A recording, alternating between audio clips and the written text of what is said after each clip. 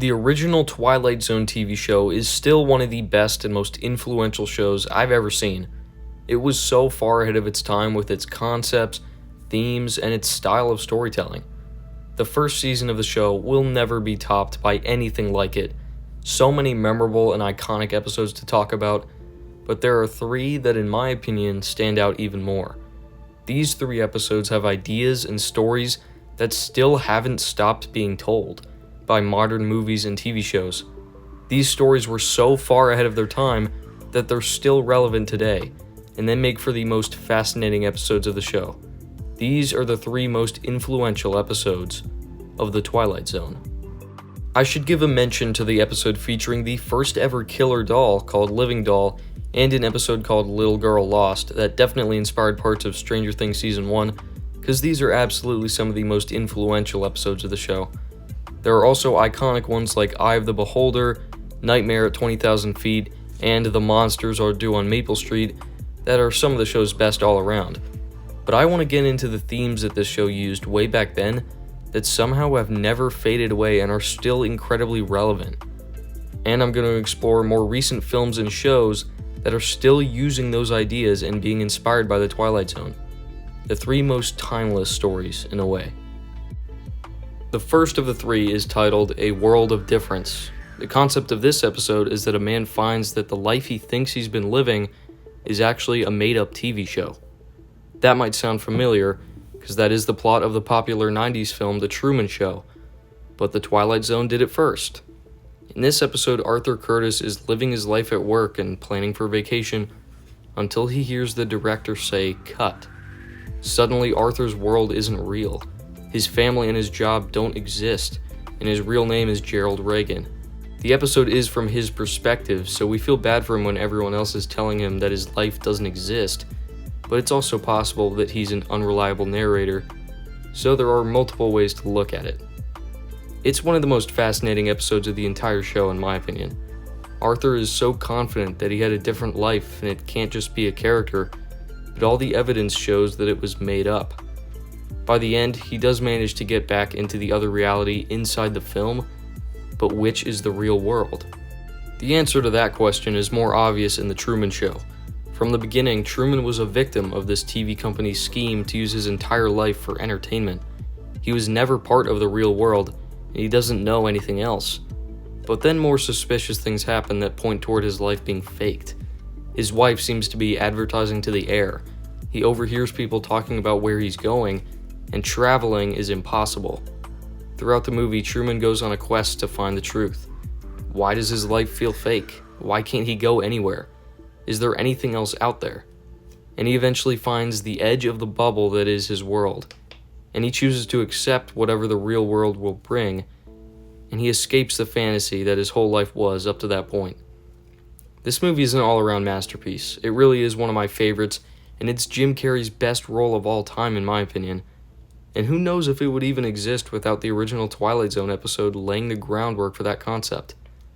Both of these projects have different takes on what would happen if someone found out their life was actually just a movie, and they both do an amazing job at it. Just this year, Black Mirror, which is very much like the modern Twilight Zone, also put their own spin on this type of story in Joan is Awful. It starts out a lot different because Joan actually sees the TV show herself, which reflects her whole day in a more cartoonish way. She finds out that it's illegal for the company to take her whole life and put it onto a TV show, and it goes in a very different direction when Joan and Salma Hayek have to destroy the algorithm that's creating the TV show. But then it ends in the same sort of way when it's revealed that the characters we've been following are also part of the TV show.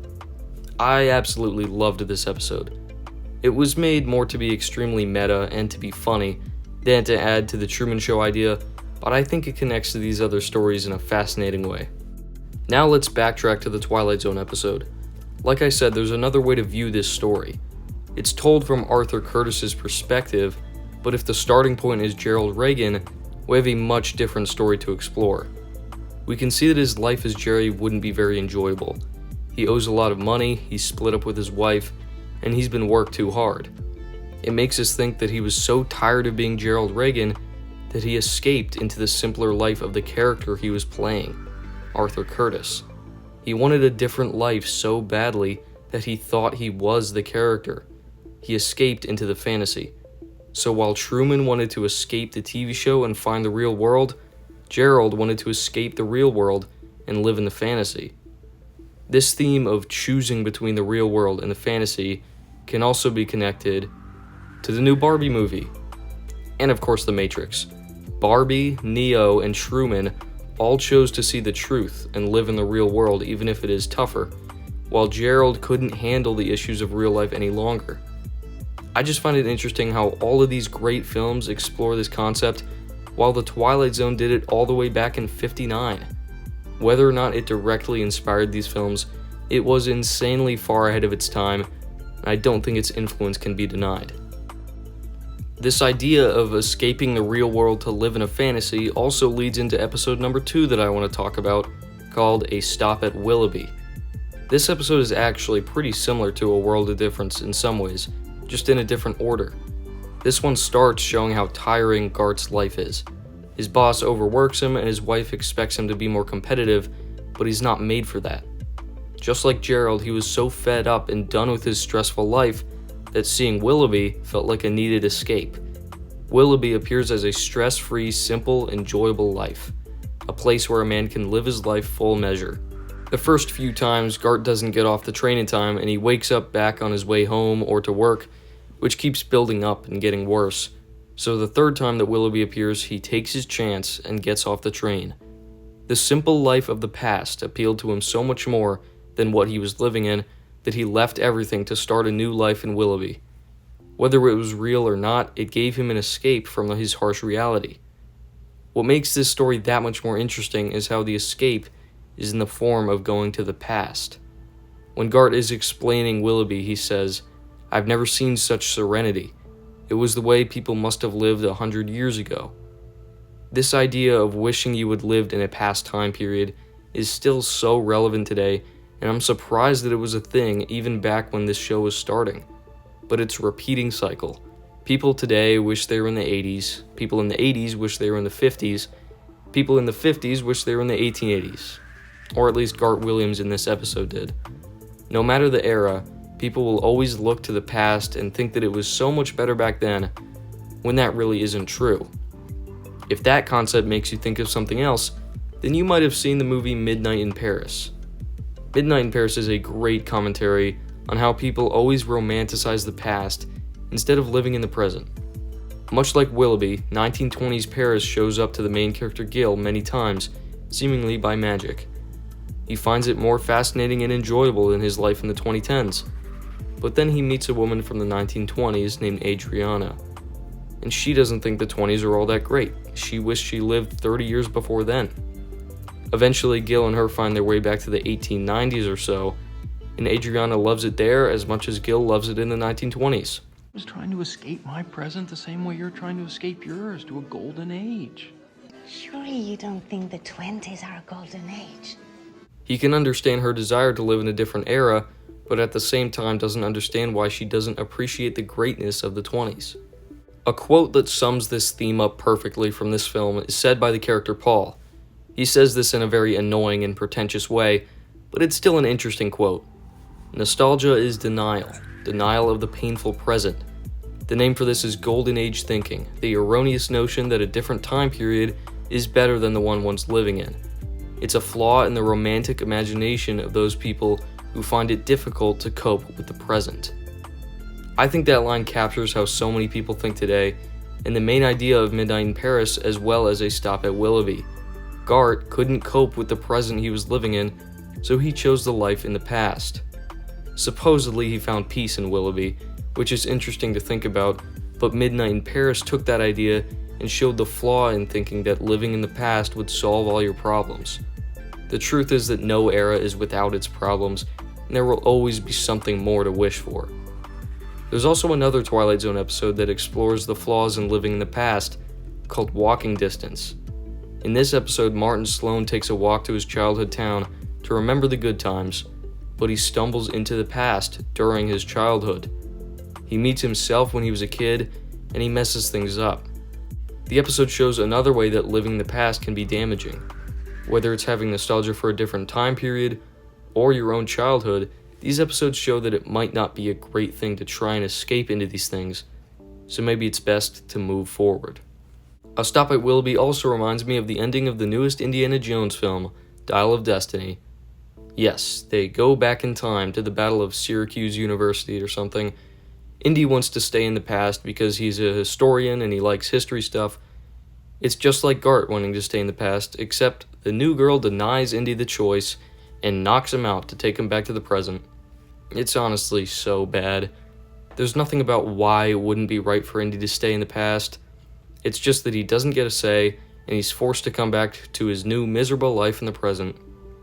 I think it's funny how Indy isn't allowed to stay in the past, while that's exactly what Hollywood is doing by continuing to make useless sequels like Dial of Destiny. But overall, I think this theme of people always wishing they were in another era is still super relevant, and Rod Serling was already exploring that with the Twilight Zone back in 1959. Oh, by the way, the twist ending of this episode that I didn't even mention yet is that Gart actually died as soon as he got off the train. Just leaves even more to think about after the episode and makes for a perfect bittersweet ending. The final episode is Long Live Walter Jameson. This episode is all about the immortal Walter Jameson who doesn't age, and it questions if it was worth it to cheat death. Walter is a history professor who speaks about history as if he saw it with his own eyes, which is because he did. In this episode, his friend Sam discovers his secret that he's lived for thousands of years, and they discuss whether it was a good thing or not. Sam argues that living forever is better than dying, while Walter argues that he's tired of living, and it's not worth it watching everyone around him age while he stays the same. And his past comes back for revenge. Since he plans to marry someone new, one of his past wives that he abandoned comes back to confront him. She kills him to stop him from marrying someone new and abandoning her the same way, since he can't age. And yet Walter Jameson seems just okay with finally dying. He says, "Nothing lasts forever, thank God." I think this episode was a great exploration of what would happen if a human became immortal and the dangers of cheating death.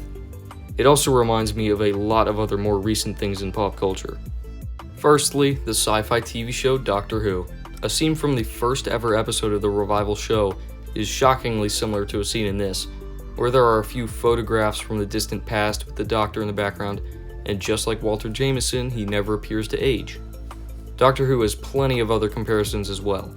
A Shielder is another one of the immortal characters on the show, and she talks about how awful it is to keep living while everyone you've ever known dies around you, much like what Walter Jameson explains. The Doctor shares the same experience, which is why he leaves his companions behind every once in a while, because he doesn't want to see an ending. This idea is also shown best in the episode The Girl in the Fireplace, where he witnesses Madame de Pompadour's whole short life pass by too quickly, as he never ages. Next, there's the quote from the Ancient One in the first Doctor Strange movie, who has also lived a countless amount of years. She says, "Death is what gives life meaning. To know your days are numbered. Your time is short." It's a great quote, but Walter Jameson said it first. Another comparison I want to make is to Darren Aronofsky's The Fountain. This movie is definitely not inspired by this Twilight Zone episode at all, but they tackle similar themes that I want to talk about. Now, this is a very hard movie to explain, but basically it is 3 different stories woven together, and they all have something to do with achieving immortality or cheating death. In one of the storylines, Tommy was trying to cure his wife's cancer, but he couldn't do it before she passed. And he says, "Death is a disease. It's like any other. And there's a cure. And I will find it." He gets desperate trying to find a cure to literal death. We can imagine it's the same way Walter Jameson felt, and why he thought it would be worth it to stop aging. But I love the Fountain movie so much because while Walter Jameson might just say that he's okay with dying because he's lived too long, The Fountain offers a better suggestion, that death isn't the end. Death is the road to awe. None of these other pieces of pop culture relate to the episode as much as the film The Age of Adeline, though. This movie is pretty obviously similar to the plot of Walter Jameson, but because it is a movie, it can go deeper into the themes. So Adeline Bowman got into a freak accident which allowed her to suddenly stop getting older. She doesn't live for nearly as long as Walter, but she's over 100 and still looks like she's in her 20s. There's a clever twist that makes this movie much more interesting. At first, she's hesitant to say yes to dating Ellis Jones because she knows she will eventually have to leave or watch him age without her, like Walter Jameson. It's not the same when there's no future. Growing old together without that love is, it's just heartbreak. But when she visits his parents, the father realizes that he knew her too. Adeline is old enough to have met 2 generations of this family when they were young, and she still hasn't aged. That in itself is interesting, but maybe the film doesn't go far enough into expanding on the concept. The best message that this movie offers is that having an unlimited lifespan doesn't mean a more full life, and aging is actually a gift, which is more than what a 25-minute episode can do. It's also more hopeful than the Twilight Zone episode for sure, but there could have been more, I think. All I can see it as is a feature-length version of this episode that doesn't add as much as it could. The questions of death and immortality are still very often used in modern movies and shows, and they always will be. But again, the Twilight Zone had one of the best explorations of this 60 years ago. That's why this show is so great. So much influence on movies, not only stylistically, but with the thought-provoking themes it brought to the table. The entire show was so far ahead of its time. It has aged so well, and these ideas that Rod Serling explored are still relevant today. It's gotta be one of the best shows ever made. And yet, we still haven't really scratched the surface on how the Twilight Zone changed movies and TV shows forever. What I've shown you in this video is just modern movies and TV shows that remind me of my 3 favorite Twilight Zone episodes, but it goes so far beyond that. It was so different from anything else in the 50s and 60s. To me, it's some of the most entertaining content from that time, and it still is some of the best content we have today. Basically, what I'm saying is, go watch the show.